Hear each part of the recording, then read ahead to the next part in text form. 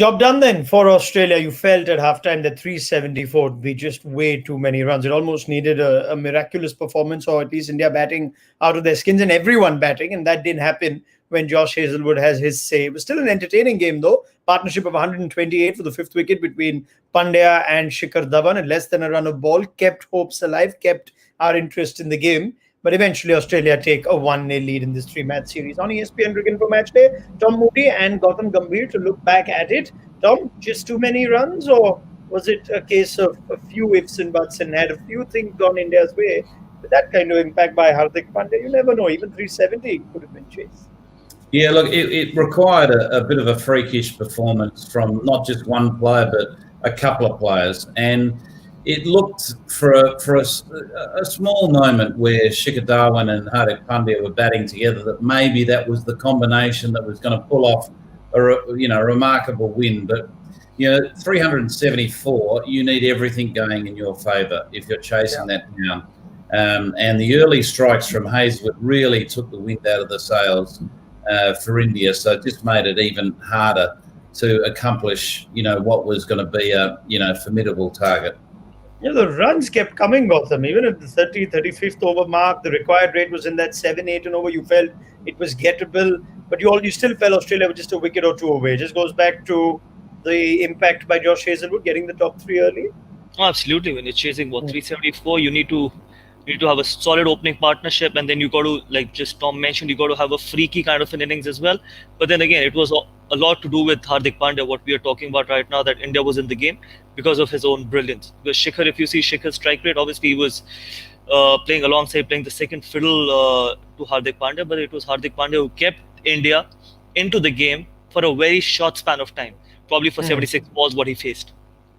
Yeah, let's talk about Hardik Pandya's innings. If we've started on that, Gautam, we spoke before this game that it's an important series perhaps for Hardik Pandya to ensure that there might be a little bit of pressure coming in as having to deliver as a pure batsman. That's not his normal role in white ball cricket. And while T20 is more manageable, you'd think, to start the 50-over series like this puts him in good stead to be a proper batsman at number 6. See, I don't see him under pressure in white ball cricket, to be very honest, because obviously if he gets selected as a pure batter, obviously if he doesn't score runs, someone else will come in. But the moment he starts bowling, he'll straight away walk into the team. So people like Hardik Pandya will never be under pressure in white ball cricket because they've got three things to probably deliver. They're a brilliant fielder. He can bat, he can be a finisher, and at the same time he can give you a couple of overs as well. So yes, from the batsman point of view, if he's playing as a pure batter, if he doesn't perform, obviously someone else will come in and there will be talks that why do we need Hardik Pandya purely as a batter? But the moment he starts bowling, he straight away walks in. I've heard a lot of cricketers say this, Tom, and you could relate to it, that when you can contribute with both skills or both departments, it's always good to have one skill that is good enough for you to merit a place in the team. Yeah, look, it's a great comfort for a genuine all-rounder knowing that they can contribute with both bat and ball, and they're relied upon with both bat and ball. And Hardik Pandya at the moment is not doing it with the ball because of injury, but it is an ideal situation because not always both disciplines are going as well as you'd like. So one is holding firm while your other is a work in progress, and you do have moments where both are working in conjunction. But yeah, look, it is a nice position to be in, and a team that's got a player that can make that contribution as a top order player, a top 6 batsman that can be depended upon to bowl up to 10 overs is a real bonus.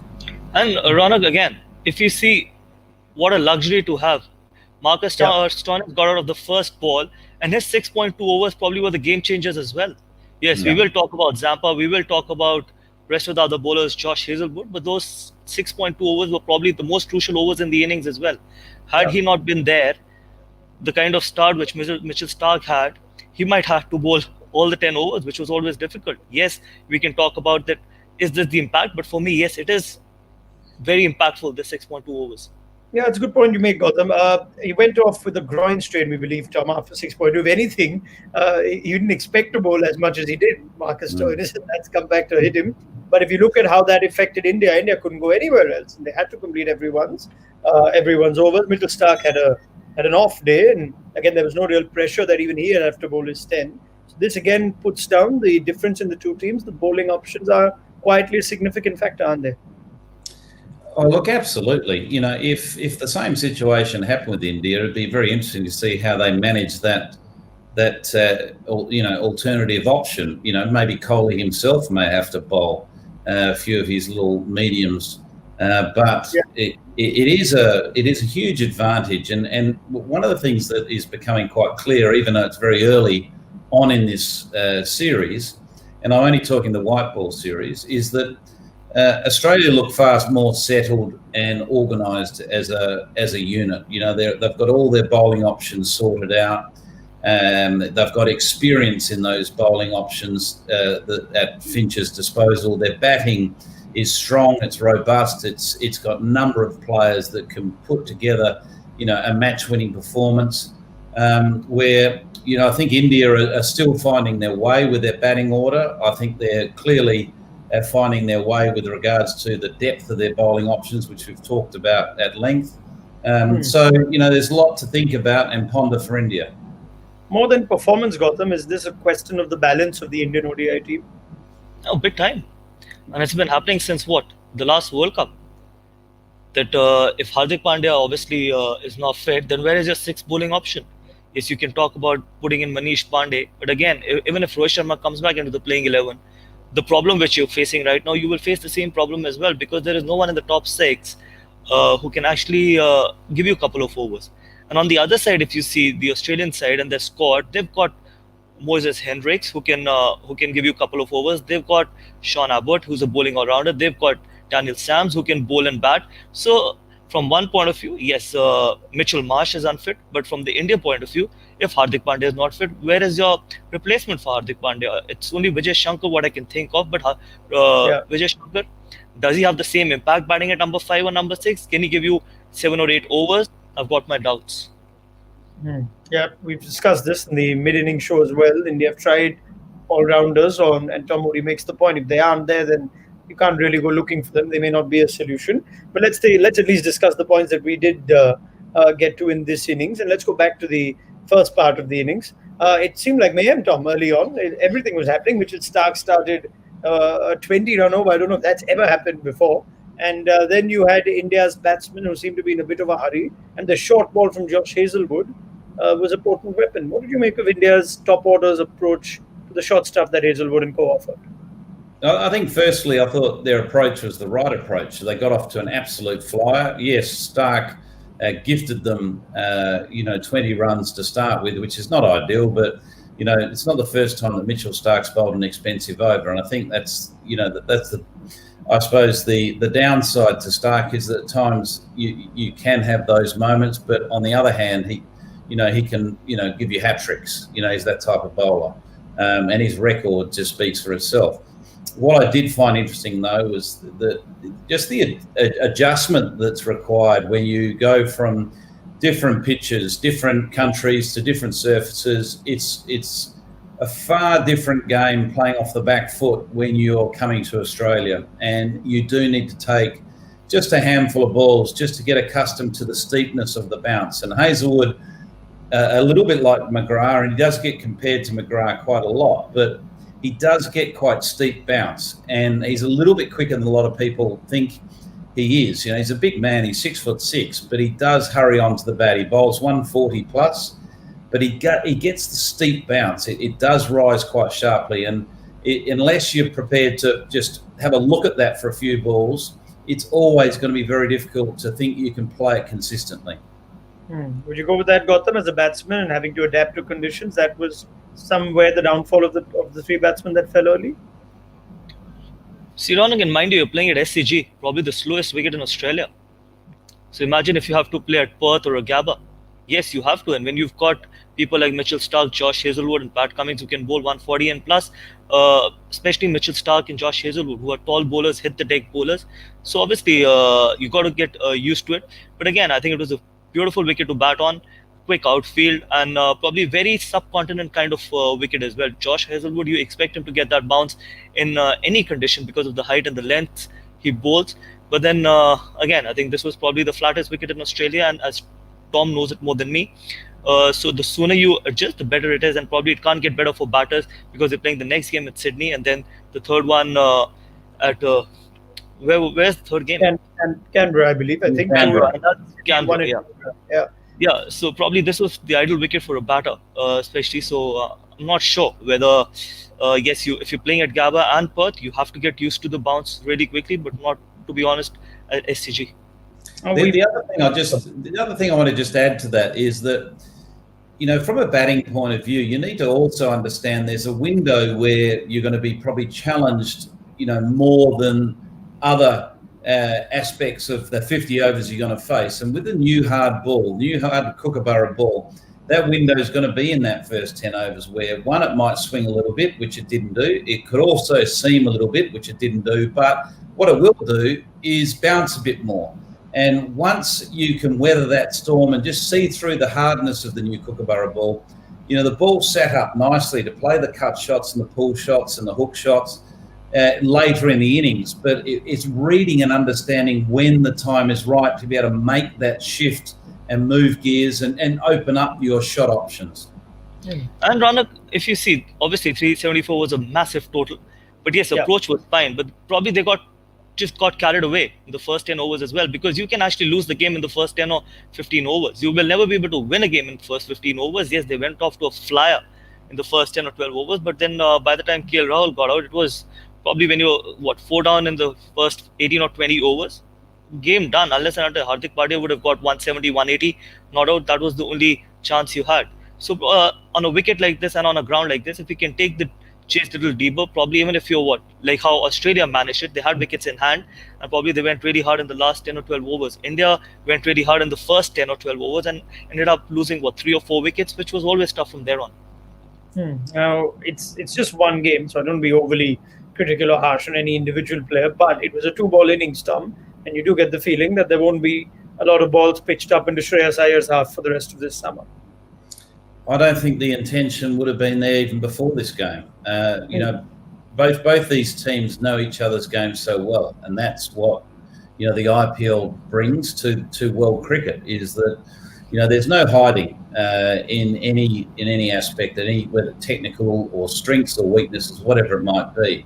And Shreyas Iyer, is a very fine player, but there's no surprise to see the Australians target the short ball against him very early on. And again, it's an adjustment he's going to have to make. And I would be incredibly surprised if he didn't come here expecting it and understanding that he would have had to cope with, that tactic. And he would have, in his own head, I'm sure, had his plans to be able to negotiate it. It's not that he got out to a short ball, Gautam. It's also how we've seen him get out.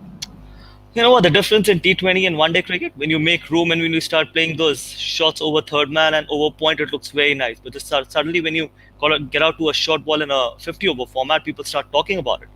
They say that, you've got a weakness there, because you end up getting more short balls in 50-over cricket, as simple as it gets. You don't get so many short balls in T20 cricket because the bowlers are on a defensive. But in 50-over cricket, when you've got 374 and you've got 2 bounces up your sleeves per over, they will test you with a short ball with 2 new balls. So obviously, it's not important to be a compulsive puller or a good player of short ball. It's important how you survive. That is what is more important. Not everyone in world cricket is like Virat Kohli or Rohit Sharma, or for that matter, David Warner. But there are people who have managed, even if they don't attack the short ball, they managed their way to be successful in international cricket, where if people expect all the players to be very good at the short ball, they can pull you, they can hook you, it's impossible, because everyone's got their own strengths and weaknesses. But then you got to find your own way to manage it, because international cricket, yes, as Tom just mentioned, there's no hiding. People will exploit you. People will exploit your weaknesses, and probably they'll stay there for as long as they can. All right. Well, last couple of points that I do want to cover is, while there was that feeling of hope when Hardik Pandya and Shikhar Dhawan put that fine partnership together, it did seem like, Tom, that in spite of how well Shikhar Dhawan started, he just seemed to lose a little bit of momentum. Either he slowed down or he didn't get enough strike for a large part of Hardik Pandya's early innings. But at that phase, could India have done anything differently to perhaps put Australia under pressure? Yeah, look, it's always challenging when you do lose a little bit of strike, and that happened in that situation where Shikhar Dhawan was on a roll. Hardik Pandya came out and just pressed the button straight away, and he was flying. And when you do lose a little bit of strike, you do tend to lose a little bit of rhythm in your game. And, not that I know this was the case, but sometimes, the person that does lose a strike can go a little bit more conservative and think their role is more about just trying to get the strike to the person that's running hot. But when you're chasing 374, you both have to be running hot. You can't afford just to knock the ball around. Once you're going, you need to really target, certain bowlers, certain phases, and cash in. And that's where I think it faltered a little bit. Yes, Gautam. Yeah, Ronak, see, there's nothing wrong in playing second fiddle. But the most important thing is that the intent still needs to be aggressive. Second fiddle doesn't mean that even if it's a half volley, you block it for a single. Yes, obviously you take less chances, but then intent has to be 6, 4, 3, 2, 1. It can't be 1, 1, 1, 1, because that is where then you lose the momentum as well. That is where even if there's a ball to be hit, you will not be able to hit because you've gone in your shell. So when people talk about playing second fiddle, it is not about, it's just in your mind that you're playing second fiddle, but you're still looking to be aggressive. You're still looking to score runs off every delivery and try to be as aggressive as you can. So that's sometimes happens with batters. But probably today was the right time where Shikhar could have actually been a little bit more aggressive in his mind. Yes, playing second fiddle, there was nothing wrong in it because Hardik went absolutely berserk straight away from ball one. But then Shikhar still could have had more intent in his mind. Yeah, and on that same point then, on the question of intent, even when Dhawan did fall, trying to take on Adam Zampan 35th over, there was still lots of runs to get, 130, 135 runs to get, but the asking rate was still around 9.5. Then Jadeja comes in, Gautam, and he's got a role to play as a guy who's coming in perhaps for both skills, not just one. 8 of 17. By the time Hardik Pandya gets out, a few overs later, the asking rate's 11.6 and the game's effectively done. Would you have just like to come out and would you like to see Jadeja come out, take on the bowling, and maybe all of a sudden momentum could have changed even in that little period? See, I was a bit surprised because he's coming after a very successful IPL where he's done that job at number 7 for CSK. And he's actually won games when CSK needed 10 or 11 runs per over against decent bowling attacks. So today was a bit of a surprise because when you come after such a successful IPL with the bat, not with the ball, but with the bat, and then you come in and you have stage set for you, flat wicket. Yes, obviously the quality is different because you've got 3 quality bowlers, but probably because I thought that it was a bit of a surprise that he played too many dot balls, especially against Pat Cummins and fast bowlers. He could have actually shown more intent because he is coming into this series with a very good form at his back, and especially with the bat. So it was a bit of a surprise because if he has to bat at number 7 and this is the playing 11 which India needs to play, then he needs to contribute with the bat, not run a ball, but probably at 130, 140, because that is what will take the pressure of Hardik Pandya. Imagine if Hardik gets out and he's playing along someone like Shikhar Dhawan, or for that matter, someone like Shreyas Iyer. Hardik is a freak. He's a maverick. He can actually take on anyone. But then if Hardik wasn't there, then it becomes Jadeja's role to probably do the same what Hardik does at number 6. Jadeja has to do. So today was probably the ideal situation. So he has to contribute with the bat with a higher strike rate.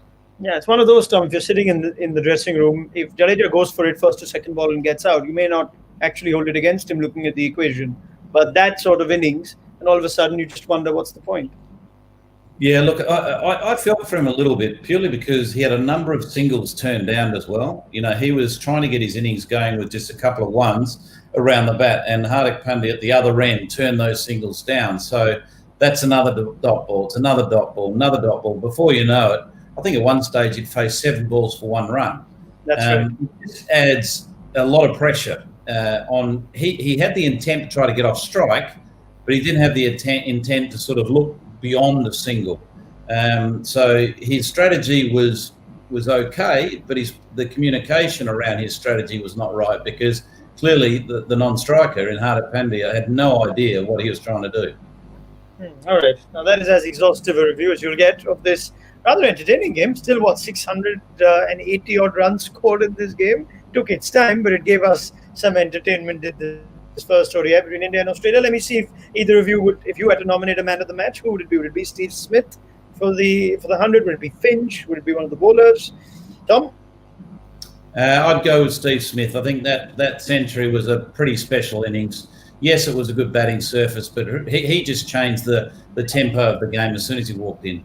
Gautam, you'd go with that? Most impactful? Probably I would go with Josh Hazelwood.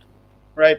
On a flat wicket, and when India went off to a flyer, especially after the first couple of overs, getting Virat Kohli getting Mayank Agarwal and Shreyas Iyer, probably in a span of 2 or 3 overs, probably was a game changer as well. So yes, Steve Smith, 66 ball 100, you would definitely give it to him. But then my probably man of the match would be Josh Hazelwood. Yeah, I like it. The batsman says give it to the bowler on a day when 670 runs were scored. That's Yes, the Tom. captain. That's the captain in him speaking.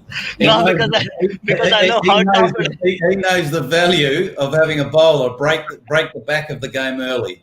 Takes the Yep. stress out of the game for him. Yeah. and Tom being an all-rounder, no, I can feel for him that he would definitely, because he used to bat at number 6 or 7 and used to bowl. He can actually be more inclined towards a batter. I would always be more inclined towards the bowler, especially on a wicket like this. Yes, if it's a 230, 240 runs game, I would definitely give it to the batter. But it was just too flat a wicket. Yep, fair enough. Smith is the official man of the match. The last thing I want to know from Tom Moody is what's going on in the air in Sydney. I know he's in Perth, but not just the Indians, even the Aussies can't seem to be catching them, Tom. Yeah, look, it's interesting, isn't it? I made the point when you asked me the question about the fielding from the Indian team. I put it down to, I thought a lot of it was concentration, and I'd say the same from the Australians' point of view.